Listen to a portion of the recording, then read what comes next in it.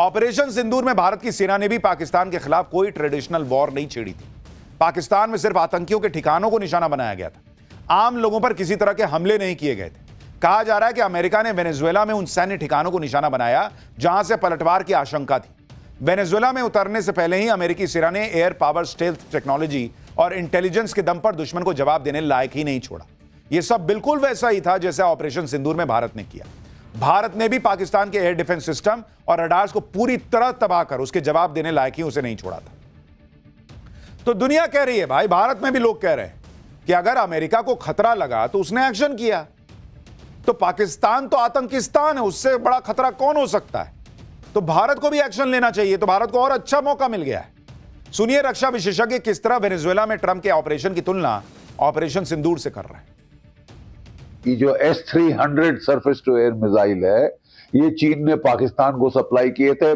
भारत की भी technological capability इतनी थी कि हमने उनके पूरी तरह से सप्रेस कर दिया, 7 रडार फोड़ दिए, ठीक है, और पूरा जो एयर डिफेंस है उसको नाकारा कर दिया।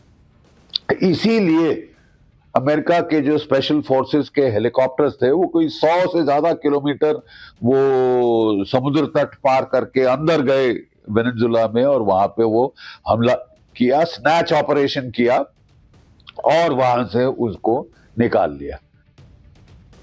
ट्रंप ने वेनेजुएला में जो पिक्चर दिखाई उसे देखकर तो पाकिस्तान के होश उड़े हो, क्योंकि पाकिस्तान सोच रहा होगा कि जैसा ट्रंप ने वेनेजुएला में किया वैसा उसके साथ हो गया तो क्या होगा।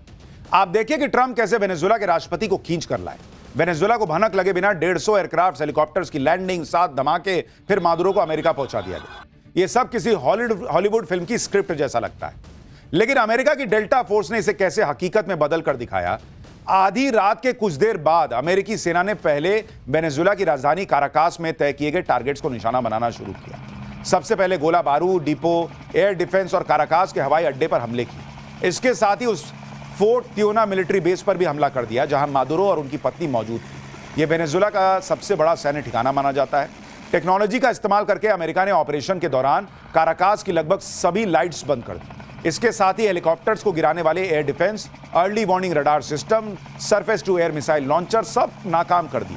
सेफ कॉरिडोर तैयार होने के बाद अमेरिकी डेल्टा फोर्स के एयरक्राफ्ट ने समंदर में तैनात अमेरिकी युद्धपोत USS इवो जिमा से ऑपरेशन एब्सोल्यूट रिजॉल्व के लिए उड़ान भरी। इस मिशन के लिए 150 से ज्यादा एयरक्राफ्ट का इस्तेमाल हुआ, जिसमें फाइटर जेट, बॉम्बर ड्रोन, निगरानी विमान, खुफिया विमान और हेलीकॉप्टर शामिल थे। डेल्टा फोर्स के हेलीकॉप्टर्स ने फोर्ट त्योना मिलिट्री बेस की इमारतों की छत पर लैंडिंग की और इसके बाद डेल्टा फोर्स के कमांडो ने मिलिट्री बेस में छिपे मादुरो और उनकी पत्नी की तलाश शुरू की। दोनों को पहले अमेरिकी नेवी के युद्धपोत USS इवो जिमा पर लाया गया और वहां से फिर अमेरिका पहुंचा दिया गया। तो भारत जो है वो ऐसा कर सकता है या करेगा, अब यह प्रश्न उठ रहा है। जिस तरह अमेरिका की डेल्टा फोर्स ने हॉलीवुड फिल्मों जैसी कहानी को हकीकत में बदल दिया, उसी तरह पिछले कुछ सालों में इस तरह के ऑपरेशन के लिए भारत की सेना पर भी दुनिया का भरोसा बढ़ा है। भारत में भी बेबी और डी डे जैसी बॉलीवुड फिल्मों में आतंकियों के खिलाफ दूसरे देशों में घुसकर भारतीय एजेंसियों के ऑपरेशन को दिखाया जा चुका है। लेकिन जब से नरेंद्र मोदी प्रधानमंत्री बने हैं उसके बाद असल जिंदगी में भी इस तरह के ऑपरेशन होने लगे। ऐसा ही एक ऑपरेशन साल 2015 में हो चुका है। इसे ऑपरेशन हॉट परस्यूट नाम दिया गया था। 4 जून 2015 की शाम को मणिपुर के चंदेल जिले में 6 डोगरा रेजिमेंट के काफिले पर NSCN के उग्रवादियों ने हमला किया था, जिसमें 20 सैनिक शहीद हुए थे। दावा किया जाता है कि इस हमले के तुरंत बाद दिल्ली में प्रधानमंत्री कार्यालय में हाई लेवल मीटिंग हुई थी, जिसमें ऑपरेशन हॉट परस्यूट को मंजूरी दी गई थी। खुफिया रिपोर्ट में इस बात की पुख्ता जानकारी मिल चुकी थी कि हमले में शामिल उग्रवादियों के कैंप भारत म्यांमार बॉर्डर के पास और म्यांमार के अंदर 2 जगहों पर थे। इसके बाद ऑपरेशन के लिए भारतीय सेना की स्पेशल फोर्स मानी जाने वाली 21 पैरा SF के 72 कमांडो को अत्याधुनिक हथियारों से लैस किया गया। ये कमांडो भारत म्यांमार बॉर्डर के पास उतरे। इसके बाद ये कमांडो घने जंगलों के बीच 50 किलोमीटर का पैदल सफर तय करके उग्रवादियों के कैंप तक पहुंचे। हमले से पहले कमांडो 2 ग्रुप में बटे और एक ग्रुप ने डायरेक्ट अटैक किया और दूसरे ने उग्रवादियों को भागने से रोका। पूरा ऑपरेशन कहा जाता है कि 40 मिनट में खत्म हो गया था, जिसमें 38 उग्रवादी मारे गए और 7 घायल हुए। ऑपरेशन के दौरान मदद के लिए भारतीय वायुसेना के MI-17 हेलीकॉप्टर स्टैंड बाय पर रखे गए थे, ताकि जरूरत पड़ने पर सभी कमांडोज को निकाला जा सके। ऑपरेशन के बाद भारत ने म्यांमार की सरकार को इसकी जानकारी भी दी थी। इस ऑपरेशन का असर यह हुआ कि म्यांमार की सीमा से होने वाले उग्रवादी हमले करीब करीब खत्म हो गए। और कौन भूल सकता है कि भारत ने जिस तरीके से सर्जिकल स्ट्राइक की थी अंदर घुसकर। तो भारत कर तो सकता है बात। भारत के सैनिकों में दम ना हो या कोई कमी हो ऐसा नहीं है। भारत के सैनिक जबरदस्त हैं बॉस, बस कब होगा ये प्रश्न है।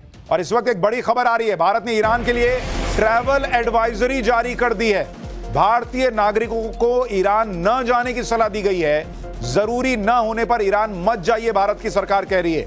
भारतीय नागरिक ट्रंप की ईरान को धमकी के बाद एडवाइजरी ये जारी की गई है। यानी क्या अगला टारगेट ईरान ही है? अब सवाल खड़ा होता है, क्योंकि भारत की सरकार ने एडवाइजरी जारी कर दी है कि भाई जरूरी ना हो मत जाइए ईरान। खैर, अब देखिए क्या होता है, कहां क्या होता है। डोनाल्ड ट्रंप ने वेनेजुएला पर हमला करके जिस तरह वहां के राष्ट्रपति को कैप्चर किया, उसे दुनिया के कई देशों के लिए एक मैसेज के तौर पर देखा जा रहा है।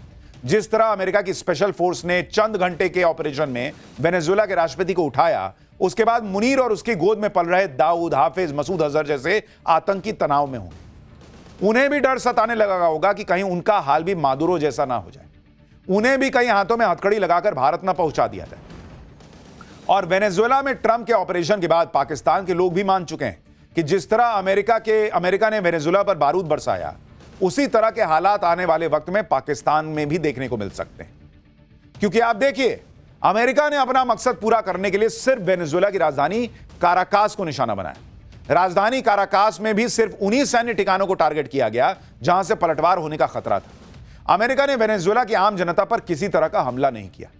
ऐसे में पाकिस्तान के लोग कह रहे हैं कि जिस तरह ट्रंप ने वेनेजुएला में घुसकर वहां के राष्ट्रपति को उठा लिया, उसी तरह भारत भी पाकिस्तान में घुसकर वर्दी वाले दहशतगर्दों और उनकी गोद में पल रहे हाफिज सईद, मसूद अजहर जैसे आतंकियों को सीक्रेट ठिकानों से उठाकर ले जाएगा।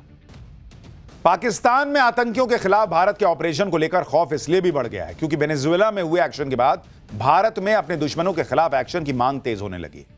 AIMIM के प्रमुख असदुद्दीन ओवैसी ने कहा कि जब ट्रंप अपनी फौज भेजकर वेनेजुएला के राष्ट्रपति को उठवा सकते हैं, तो पीएम मोदी को भी पाकिस्तान में फौज भेजकर मुंबई आतंकी हमले की साजिश रचने वाले मसूद अजहर और हाफिज सईद जैसे शैतानों को भारत ले आना चाहिए। सुनिए ओवैसी।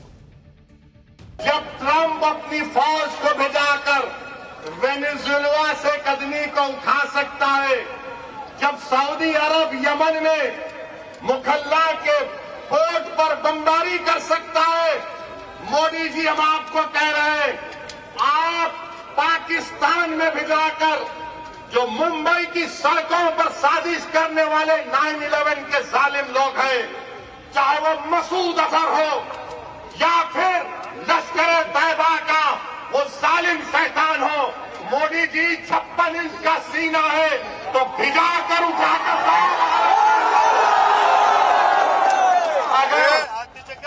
अगर ट्रंप कर सकता है तो क्या आप समझे?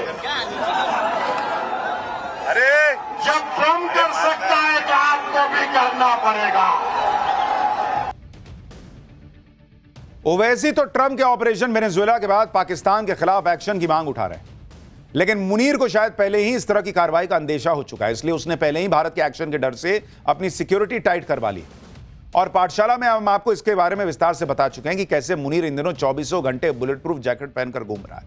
चाहे घर में हो, विदेश में हो, मुनीर हर जगह बुलेट प्रूफ जैकेट ही पहनकर जाता है। और वेनेजुएला में ट्रंप के ऑपरेशन के बाद से तो मुनीर का बीपी और हाई हो गया होगा, क्योंकि लोग ट्रंप के ऑपरेशन वेनेजुएला को पीएम मोदी के ऑपरेशन सिंदूर से कनेक्ट करने लगे।